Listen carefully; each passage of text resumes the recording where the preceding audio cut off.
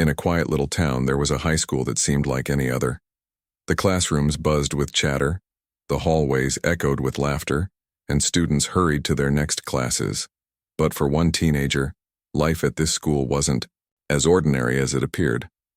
This was his first time attending Ridgewood High, and he had just moved here after his parents decided to split up. Living with his aunt now, the young man hoped to start fresh and focus on what mattered most: his education. He was soft-spoken but observant, taking in everything around him. His name doesn't really matter for this story, but let's call him the Kid because that's how everyone saw him, at least at first. The Kid didn't want trouble. All he wanted was to fit in and do well in school. However, fitting in turned out to be harder than he expected. On his very first day, he noticed something odd about one of his teachers. Mr. Grayson, the English teacher, had a reputation among students.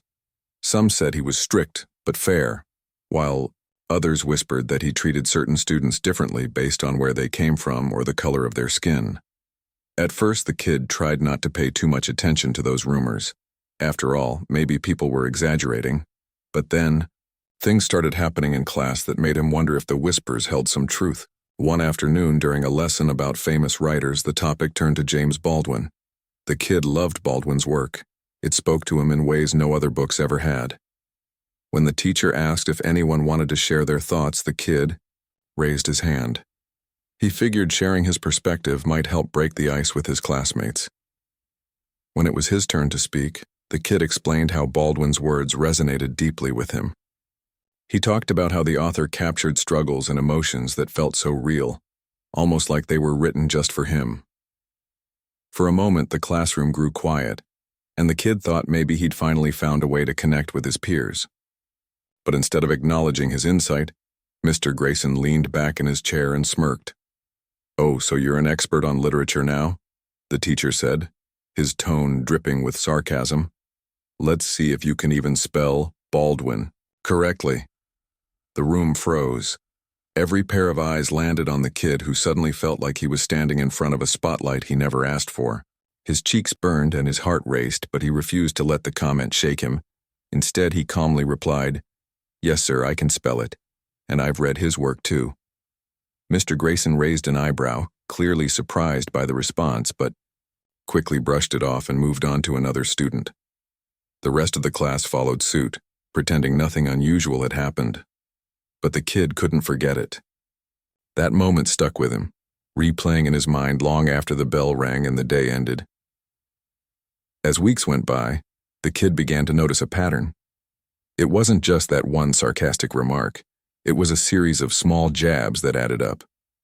Whenever the Kid answered a question correctly, Mr. Grayson would find a way to undermine him. Sometimes it was through backhanded compliments like saying, "Well, I guess you're smarter than you look." Other times it was outright dismissive comments disguised as jokes. And always, these remarks carried a hint of something deeper, something rooted in prejudice. At first, the Kid tried to brush it off. Maybe Mr. Grayson was having a bad day, or maybe he was just grumpy all the time. But deep down, the Kid knew better. These weren't random comments. They were targeted, calculated, and meant to make him feel small. What made it worse was that some of his classmates started picking up on it too. A few snickered whenever Mr. Grayson made a jab, while others avoided making eye contact altogether. No one stood up to say anything, not even when it was clear the Kid was being singled out unfairly. Despite the growing tension, the Kid resolved to stay focused. He reminded himself why he was here: to learn, to grow, and to prove to himself that he could succeed no matter what obstacles came his way. He leaned on his support system outside of school. His best friend, who lived in a nearby town, encouraged him to keep pushing forward. "Don't let him get to you," his friend advised over the phone one night. "You're better than that." His aunt also played a big role in keeping his spirits high. She reminded him daily of his worth and urged him to rise above the negativity. "People like that thrive on making others feel less than," she told him. "Don't give them the satisfaction." Her words stuck with him, fueling his determination to persevere. Still, the situation weighed heavily on the Kid. Each morning, as he walked into Mr. Grayson's classroom, he braced himself for whatever might come his way. Yet, despite the mounting frustration, he couldn't shake the feeling that something bigger was brewing. Something that would force both him and Mr. Grayson to confront the unspoken tension between them. Little did he know that moment was closer than he thought, and when it arrived, it would change everything. Over the next few weeks, the kid began to notice that Mr. Grayson's behavior wasn't just a one-time thing. It was a pattern. Every class felt like walking into a minefield, never knowing when or how the teacher would strike. Sometimes it was subtle, like ignoring his raised hand even when no one else had an answer. Other times, it was blatant, like calling him out for mistakes he hadn't made or making sarcastic remarks about his grades. One day during a lesson on Shakespeare, Mr. Grayson asked the class to explain the theme of jealousy in Othello. The kid knew this one. He'd read the play twice and understood it well. When no one else volunteered, he cautiously raised his hand. Mr. Grayson hesitated for a moment before pointing at him.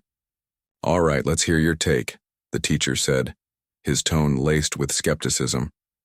The kid took a deep breath and explained how Othello's jealousy stemmed from insecurity planted by Iago, leading to tragic consequences. His explanation was clear and thoughtful, earning nods from a few classmates. But instead of acknowledging the effort, Mr. Grayson smirked and said, "Well, aren't you full of surprises today? Guess we shouldn't underestimate certain types." The room went silent. Everyone heard the implication behind those words. The kid felt his stomach drop, but he forced himself to stay calm. He didn't want to give Mr. Grayson the satisfaction of seeing him upset. Instead, he simply nodded and sat back down, trying to ignore the weight of judgment pressing down on him. What made it worse was the reaction, or lack thereof, from the other students. Some looked away awkwardly, pretending not to notice. Others exchanged glances, unsure whether to laugh or cringe. A couple of kids snickered quietly, probably nervous about drawing attention to themselves. No one said anything to defend him. It was as if the whole class had silently agreed to let Mr. Grayson have his way, but the kid wasn't alone in noticing these patterns. Over time, a few classmates started picking up on the unfair treatment too. During group projects, some of them began whispering about it. "Why does he always pick on you?" one girl asked during lunch one day. "It's like he goes out of his way to make things harder for you." Another boy chimed in, saying, "Yeah, my cousin had him last year, and she said he was the same way with her, always nitpicking, always finding fault." These small moments of acknowledgement meant something to the kid. Even though no one directly confronted Mr. Grayson, knowing that others saw what was happening gave him a sense of validation. Still, he couldn't help feeling isolated. Most of his peers were too scared to speak up, fearing they might become targets themselves. And while their sympathy was nice, it didn't change the reality of facing Mr. Grayson 5 days a week. Outside of school, the kid leaned heavily on his support system. His best friend, who lived in a neighboring town, listened patiently whenever he vented about the situation. "Man, that sounds rough," his friend said during one of their phone calls. "I wish I could be there to back you up. Just don't let him grind you down, all right? You're stronger than that." His aunt also played a crucial role in keeping his spirits high. She reminded him daily that he deserved respect and that Mr. Grayson's actions reflected more about the teacher than they did about him. "People like that thrive on making others feel small," she told him one evening over dinner. "They think if they can knock you off balance, they've won. But they haven't won unless you let them." Her words stuck with him, fueling his determination to rise above the negativity. He threw himself into his studies, determined to prove that Mr. Grayson's attempts to undermine him wouldn't work. If anything, the kid worked harder than ever, pouring extra hours into assignments and preparing thoroughly for every class discussion. He wanted to show, not just to Mr. Grayson but to himself, that he was capable of succeeding despite the obstacles. Still, the tension continued to build. Each insult, each sarcastic remark, added another layer to the wall between the kid and his teacher. The kid tried to stay focused, reminding himself why he was here: to learn, to grow, and to create opportunities for his future. But deep down, he couldn't shake the feeling that something bigger was brewing. something that would force both him and Mr. Grayson to confront the unspoken tension simmering beneath the surface. That breaking point came sooner than expected. One afternoon, the teacher handed out instructions for a major assignment, a public speaking project where each student had to present on a topic of their choice. The kid immediately knew what he wanted to talk about. He'd been thinking about it for weeks, ever since the first time Mr. Grayson made a comment that cut deeper than usual. This was his chance to say something meaningful, to turn the tables, and shine a light on issues that often stayed hidden. He spent hours researching, crafting his speech, and practicing every word. It wasn't just about getting a good grade anymore. It was personal. He poured his heart into it, determined to deliver a message that would resonate with his classmates, and maybe even challenge Mr. Grayson to see things differently. As presentation day approached, the kid felt a mix of excitement and dread. He knew this moment could go either way. Would his classmates listen? Would Mr. Grayson try to shut him down again? Or would this finally be the opportunity to break through the barrier that had been holding him back? What happened next changed everything, not just for the kid, but for the entire classroom. And as the day arrived, the air was thick with anticipation. Whatever happened, the kid knew one thing for sure. He was ready. Presentation day finally arrived, and the classroom buzzed with a mix of excitement and nervous energy. Students shuffled their notes, rehearsed lines under their breath, and tried to calm their racing hearts. The kid sat quietly at his desk, clutching his note cards tightly in his hands. He'd spent countless hours preparing for this moment, researching, writing, rewriting, and practicing until he could recite every word without hesitation. This wasn't just another school assignment. It was personal. It was his chance to speak up about something that mattered deeply to him. When the teacher called his name, the kid stood up slowly, feeling the weight of every pair of eyes in the room on him. For a brief second, he hesitated, wondering if he was ready for what might come next. But then he reminded himself why he was doing this, to stand up for himself and others who felt silenced. Taking a deep breath, he walked to the front of the class and placed his note cards on the podium. The topic he'd chosen was systemic racism in education. It wasn't an easy subject to talk about, especially in a room where some people might not want to hear it. But the kid believed it was important not just for him but for everyone. As he began speaking, his voice trembled slightly at first, but soon grew steadier. He started by sharing statistics about disparities in school, funding, discipline rates, and access to advanced courses based on race. Then he moved on to real-life examples, including stories he'd heard from friends and family members who had faced similar challenges. He spoke passionately, weaving together facts and emotions in a way that made the audience sit up and listen. "Education is supposed to be the great equalizer," he said, pausing to look around the room. "But when students are treated differently because of the color of their skin, how can we expect them to succeed? How can we expect them to believe in themselves when they're constantly told, directly or indirectly, that they don't belong?" For a while, it seemed like the entire class was holding its breath. Even Mr. Grayson, who usually interrupted or mocked presentations he didn't approve of, stayed silent. The kid noticed the teacher's arms crossed tightly over his chest, his expression unreadable. But instead of letting that distract him, the kid kept going. He talked about historical injustices and drew parallels to modern-day issues, explaining how patterns of discrimination continued to shape lives today. Then, just as he was getting into the most powerful part of his speech, Mr. Grayson leaned forward in his chair and cleared his throat loudly. The sudden noise broke the spell, and the kid paused, looking directly at the teacher. Everyone knew what was coming next. It was written all over Mr. Grayson's face. "Hold on a second," Mr. Grayson said, his tone sharp and dismissive. "Are you sure this is appropriate material for our class? Maybe you should stick to safer topics, like sports." The room erupted in awkward murmurs. Some students shifted uncomfortably in their seats, unsure whether to laugh or stay quiet. Others exchanged glances, silently questioning why Mr. Grayson had decided to interrupt. The kid froze for a split second, his heart pounding in his chest. Hadn't he worked too hard, prepared too much to let this moment slip away? But then something inside him clicked. This wasn't just about him anymore. It was about standing up for truth and justice. If Mr. Grayson thought he could shut him down with a snide comment, he was wrong. Dead wrong. The kid took a deep breath and looked directly at the teacher, his voice calm but firm.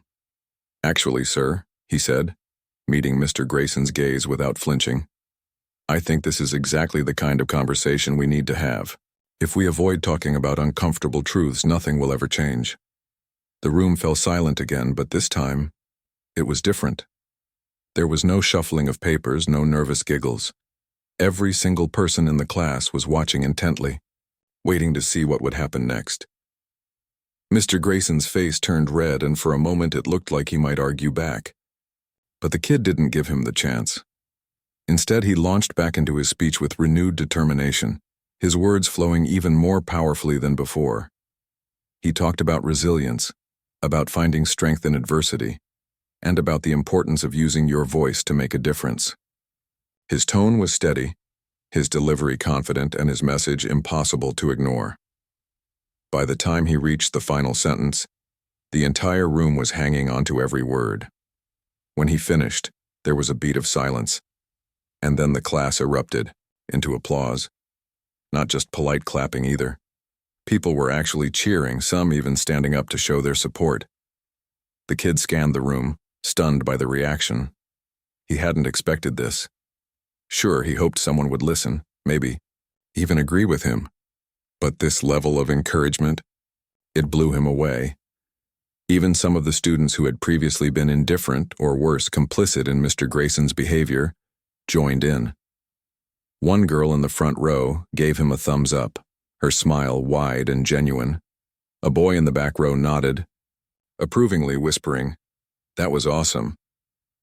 For the first time since starting at Ridgewood High, the kid felt truly seen, not as a target, not as someone to belittle, but as a person with something valuable to say. As for Mr. Grayson, the teacher looked visibly rattled. His usual air of superiority had cracked, replaced by an awkward stiffness.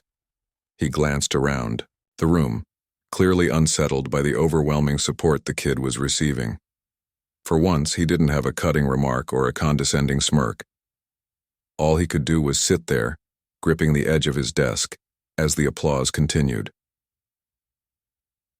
When the noise finally died down, the kid stepped back to his seat, still processing what had just happened. He hadn't planned for any of this, he'd only wanted to share his truth. Yet somehow in that moment he realized he'd done more than just deliver a speech. He'd sparked a shift, a ripple effect that would spread far beyond the walls of this classroom. Little did he know, though, that this was only the beginning. Word of his presentation spread quickly through the school, igniting conversations that many had avoided for far too long. Teachers whispered about it in the faculty lounge, administrators discussed it in meetings, and students couldn't stop talking about it during lunch breaks.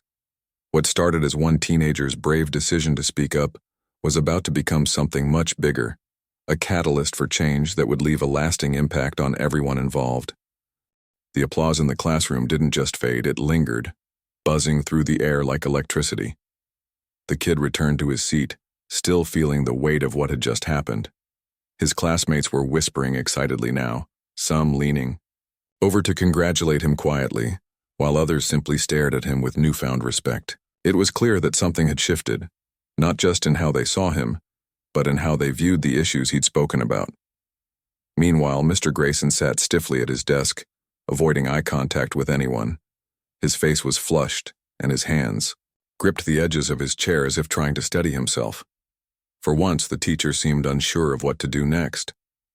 He glanced around the room, probably hoping someone would break the tension with a joke or a distraction. But no one did. Instead, the students remained unusually quiet, their focus lingering on the kid who had just delivered a speech that none of them would soon forget. After a long pause, Mr. Grayson cleared his throat and muttered something about moving on to the next presentation. His voice lacked its usual sharpness, though, and it was obvious he was rattled.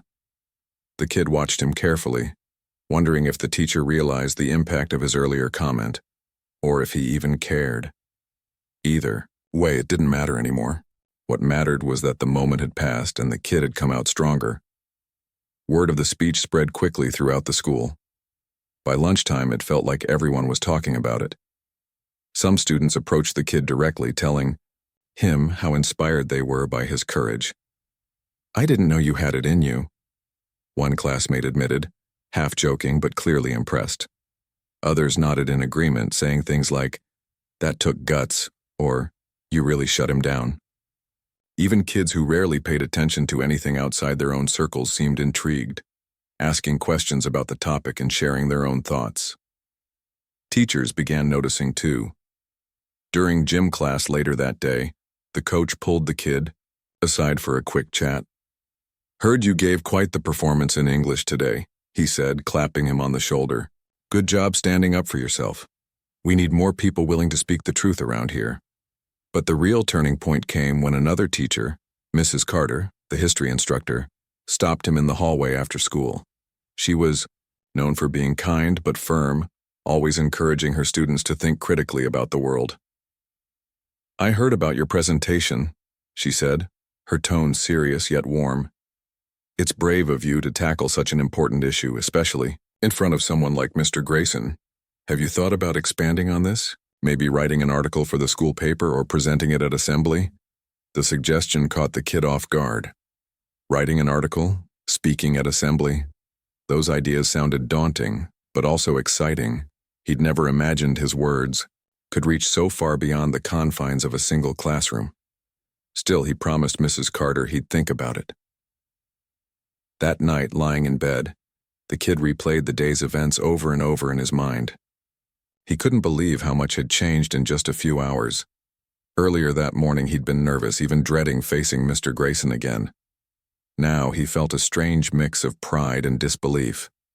Had he really stood up to someone who had tried so hard to make him feel small, and had others genuinely rallied behind him? The next day brought even more surprises. As he walked into school, he noticed groups of students huddled together, whispering animatedly. When he passed by, some of them smiled or gave him subtle nods of approval. It was a surreal experience, like stepping into a new reality where he wasn't just the quiet new kid anymore.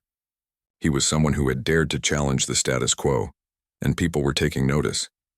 Even teachers who hadn't been in the classroom that day seemed to treat him differently.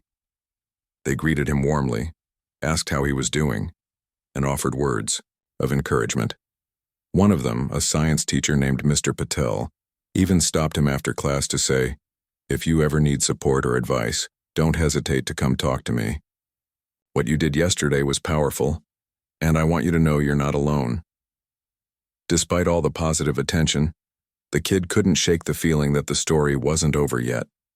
Sure, he'd gotten applause and admiration from his peers, but deep down, he knew there were bigger consequences waiting to unfold. After all, Mr. Grayson wasn't the type of person to let something like this slide without pushing back. Sure enough, rumors started swirling about possible repercussions. Some students claimed they'd overheard faculty members discussing the incident during lunch breaks. Others speculated that Mr. Grayson might retaliate somehow, perhaps giving the kid lower grades or finding excuses to call him out even more harshly than before. These whispers made the kid uneasy, but he refused to dwell on them. Instead, he focused on staying prepared, knowing that whatever came next, he'd face it head-on. Then, a few days later, the administration stepped in. The principal called the kid into her office, which immediately set off alarm bells in his mind. Was he in trouble? Had Mr. Grayson complained about him? But when he entered the room, Principal Thompson greeted him with a calm smile. Sitting across from her desk, the kid braced himself for whatever was coming. "I wanted to commend you for your recent presentation," she began, surprising him. "It takes a lot of courage to address difficult topics, especially in front of your peers. I've heard nothing but positive feedback from both students and staff." Relief washed over the kid, but he stayed cautious. "Thank you," he replied, unsure where this conversation was headed. Principal Thompson leaned forward slightly, her expression thoughtful. "However, we've also received reports about some concerns regarding classroom dynamics, specifically interactions between you and Mr. Grayson. Can you tell me more about that?" For a moment, the kid hesitated. Talking to authority figures about personal struggles wasn't easy, especially when those struggles involved someone as intimidating as Mr. Grayson. But then he remembered why he'd given the speech in the first place, to shine a light on injustice.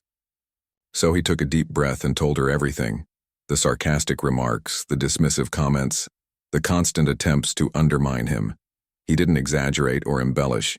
He simply laid out the facts as honestly as he could. To her credit, Principal Thompson listened intently, nodding occasionally and jotting down notes. When he finished, she thanked him for sharing and assured him that the school took these matters seriously. "We'll look into this further," she said firmly. "No student should feel targeted or disrespected in our classrooms." What followed was a formal investigation into Mr. Grayson's conduct. Several other students came forward with similar stories, revealing a pattern of discriminatory behavior that extended far beyond the kid's experience. Some recounted instances of racial bias in grading, while others described how Mr. Grayson often singled out minority students for criticism. The evidence piled up, painting a troubling picture of a teacher who had abused his position of power. As news of the investigation spread, the atmosphere at Ridgewood High shifted dramatically. Conversations about race, fairness, and accountability became commonplace, sparking debates in hallways and cafeterias. Students formed informal discussion groups, eager to unpack the complexities of systemic inequality. Inspired by the kids' bravery, many began reflecting on their own experiences and speaking out about injustices they'd witnessed or endured. One group of students decided to take action. They approached the administration with a proposal to create a diversity club aimed at fostering inclusivity and open dialogue within the school. The idea gained traction quickly, and within weeks, the club held its first meeting. Dozens of students showed up, eager to contribute to meaningful change. The kid was asked to lead the initiative, a role he accepted with humility and determination. Through it all, the kid remained grounded, leaning on his support system to navigate the whirlwind of attention and responsibility. His best friend reminded him to stay true to himself, while his aunt encouraged him to keep pushing forward despite any challenges that arose. "You've already done so much," she told him one evening. "Just remember why you started this journey: to make things better for everyone." Meanwhile, Mr. Grayson's days at Ridgewood High grew increasingly uncomfortable. The district placed him on administrative leave pending the outcome of the investigation. While some colleagues defended him, claiming he was simply old-fashioned or misunderstood, many recognized the harm caused by his actions. Parents wrote letters to the school board demanding accountability, and alumni joined the conversation online, sharing their own experiences with bias in education. For the kid, watching these events unfold was both empowering and humbling. He hadn't set out to spark a movement. He'd only wanted to share his truth. Yet here he was, standing at the center of a wave of change that was sweeping through the entire community. It was overwhelming at times, but it also filled him with hope. If one speech could ignite such a powerful response, imagine what else might be possible. Little did he know, though, that this was only the beginning. The ripple effects of his courage would continue to spread, touching lives far beyond Ridgewood High. And as the months went by, the kid would come to realize that his actions had not only transformed his own life, but had also planted seeds of resilience and advocacy in countless others. The months that followed were a whirlwind of change, not just for the kid, but for the entire school. The diversity club he helped create quickly became one of the most active groups on campus. Students from different grades and backgrounds came together to share their stories, organize events, and brainstorm ways to make Ridgewood High a more inclusive place. What started as a small idea sparked by the kid's speech had grown into something much bigger, a movement fueled by passion and determination. At first, the kid felt overwhelmed by the responsibility of leading the club. He wasn't used to being in the spotlight or having so many people look to him for guidance.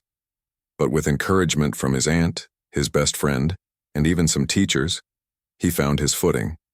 Every meeting was an opportunity to listen, learn, and inspire others to take action. Together, they planned workshops, invited guest speakers, and hosted open forums where students could talk freely about their experiences without fear of judgment. One of the club's biggest achievements was organizing a school-wide assembly called Voices Unheard. It was a platform for students to share personal stories about overcoming challenges related to race, identity, and inequality. Some spoke about feeling isolated because of cultural differences, while others talked about facing prejudice outside of school. The kid himself gave a short speech during the event, reminding everyone that progress only happens when people are willing to have uncomfortable conversations. The assembly left a lasting impact on the student body. For many, it was the first time they'd heard such raw, honest accounts from their peers. Even students who had previously been indifferent to issues of discrimination began asking questions and seeking ways to help. Teachers noticed a shift, too. Classroom discussions became richer, more thoughtful, and less afraid to tackle tough topics. The kid couldn't help but feel proud of what they'd accomplished, knowing that every voice mattered in creating meaningful change. But not everyone supported the changes happening at Ridgewood High. A small group of parents and staff members pushed back against the diversity initiatives, claiming they were divisive or unnecessary. Mr. Grayson's defenders argued that the teacher was simply misunderstood and that the investigation into his conduct was unfair. Some even accused the kid of stirring up trouble, saying he was using his platform to attack authority figures rather than focusing on academics. These criticisms stung, especially coming from adults who should have known better. At times, the kid wondered if he'd made the right choice in speaking out. Was it worth all the backlash? Did he risk alienating people who might never understand where he was coming from? On days like these, he leaned heavily on his support system. His aunt reminded him that change always comes with resistance, and his best friend reassured him that he'd done nothing wrong by standing up for what he believed in. Despite the pushback, the majority of the community rallied behind the kid and the diversity club. Parents attended meetings to express their gratitude. Teachers incorporated lessons on equity into their curriculum, and local news outlets covered the story, highlighting the positive impact the students were making. The attention brought both pride and pressure, but the kid handled it with grace, always redirecting focus to the collective effort rather than himself. Meanwhile, the investigation into Mr. Grayson reached its conclusion. After reviewing testimonies from multiple students and faculty members, the district decided to suspend him indefinitely. While some saw this as justice served, others viewed it as punishment for speaking his mind. The controversy divided opinions within the town, sparking heated debates at school board meetings and online forums. Through it all, the kid stayed quiet, letting the facts speak for themselves. With Mr. Grayson gone, the English department hired a new teacher named Ms. Rivera, who brought a fresh perspective to the classroom. She encouraged open dialogue, valued every student's input, and made it clear that her room was a safe space for learning and growth. Her arrival marked a turning point, not just for the kid, but for the entire class. Lessons that once felt tense and unwelcoming now buzzed with energy and curiosity. It was proof that one person could make a difference, whether through leadership or teaching. As the year went on, the kid continued to grow, not just academically, but personally. He learned how to navigate difficult conversations, how to advocate for others without losing sight of his own needs, and how to lead with empathy and integrity. These skills didn't come easily. They required patience, practice, and plenty of mistakes along the way. But each challenge taught him something new, shaping him into someone stronger and wiser than before. By spring, the Diversity Club had become a cornerstone of Ridgewood High's culture. Their efforts extended beyond the school walls, partnering with local organizations to host community events and raise awareness about social justice issues. One project involved creating a mural in the cafeteria, celebrating the diverse identities and experiences of the student body. Another initiative focused on mentoring younger kids, helping them build confidence and resilience early on. Through it all, the kid remained humble, deflecting praise whenever possible. "I didn't do this alone," he often said. "It takes all of us working together to create real change." His words resonated deeply with those around him, reinforcing the idea that no single person holds all the answers, but everyone has a role to play in building a better future. As graduation approached, the kid reflected on how far he'd come. since transferring to Ridgewood High. Back then, he'd been unsure of himself, anxious about fitting in and hesitant to draw attention. Now he stood tall, proud of the legacy he'd helped create. He knew there was still work to be done. Racism and inequality wouldn't disappear overnight. But he also knew that progress was possible when people dared to stand up and speak out. On the last day of school, the principal announced that the Diversity Club would receive a special award for its contributions to the community. As the kid accepted the plaque on behalf of the group, he couldn't help but smile. This wasn't just recognition of their hard work, it was validation of their vision. They'd proven that even in the face of adversity, courage and unity could spark transformation. Walking off stage, the kid was met with applause from his classmates, teachers, and family members. For a moment, he allowed himself to soak it all in. The cheers, the smiles, the sense of accomplishment.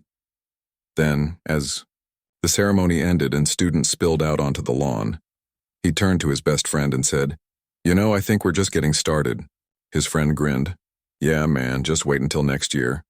And with that, the kid stepped forward ready to embrace whatever challenges lay ahead. He knew the road wouldn't always be easy, but he also knew he wasn't walking it alone. Together, they'd continue fighting for fairness, equality, and understanding. Not just for themselves, but for everyone who deserved a chance to thrive.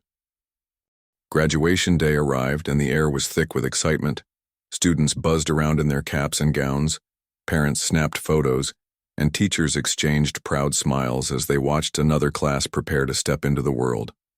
For the kid, this day felt surreal. Just a year ago, he'd walked into Ridgewood High feeling like an outsider, unsure if he'd ever fit in.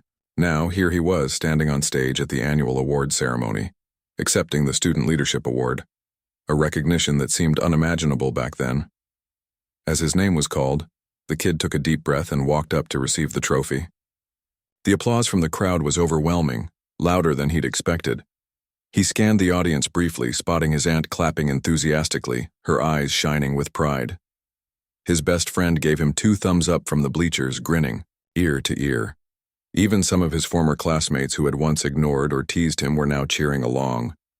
It was a moment of validation, not just for him but for everything he'd fought for over the past year. When it came time for him to speak, the microphone trembled slightly in his hands, but as soon as he began talking, his nerves melted away. "This award isn't really about me," he started, pausing to let the words sink in.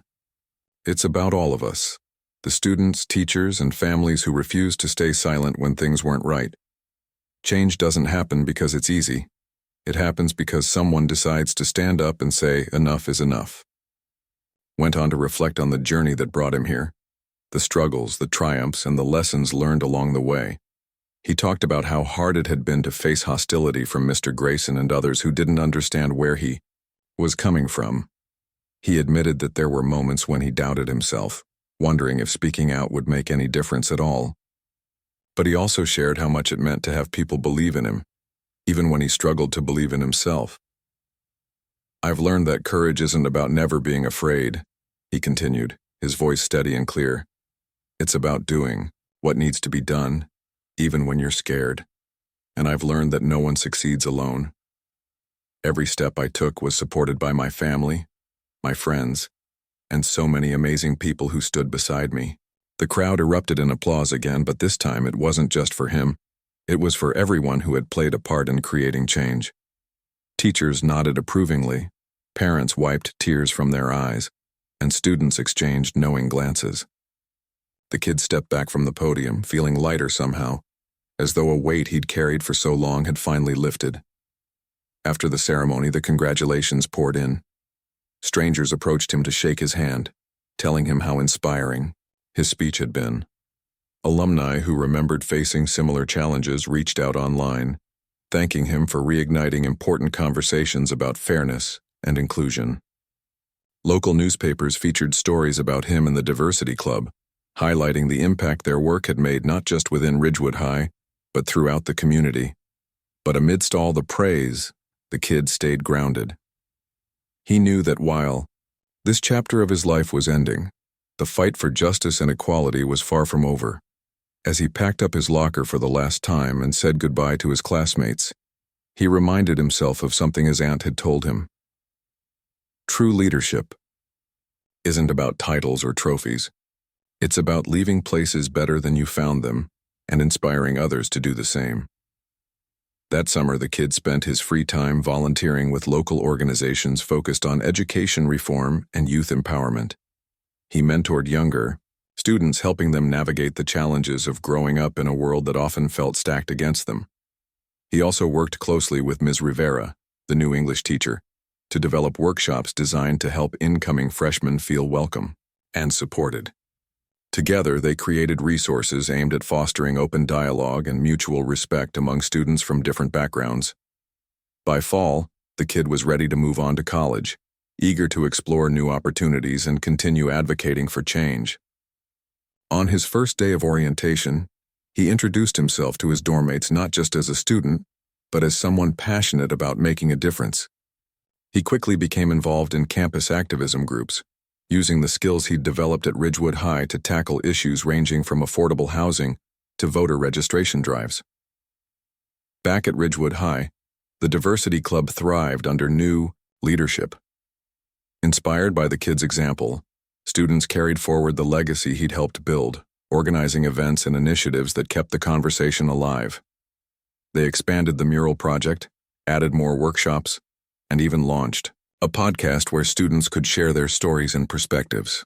Every year during Black History Month, they hosted a special tribute to honor those who had paved the way for progress, including the kid whose bravery had sparked it all. Years later, alumni still spoke fondly of the quiet yet courageous teenager who dared to challenge injustice and inspired an entire community to do the same. At reunions, former classmates recalled how his actions had changed the culture of the school, turning it into a place where everyone felt seen and valued.